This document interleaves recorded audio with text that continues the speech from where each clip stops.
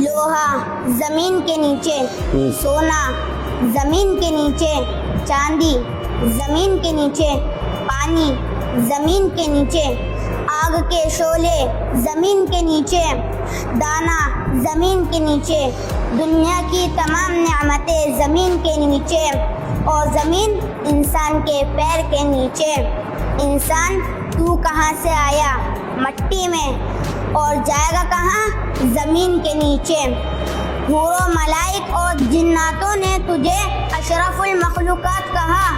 तेरे लिए सारा जहान बनाया गया और तू अपने रब की इबादत के लिए बनाया गया।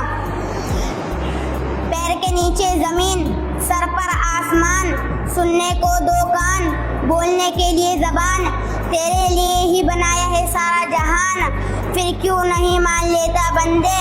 कह तो रहा है कुरान, फबिअय्यि आलाइ रब्बिकुमा तुकज़्ज़िबान, फबिअय्यि आलाइ रब्बिकुमा तुकज़्ज़िबान। माशाअल्लाह माशाअल्लाह।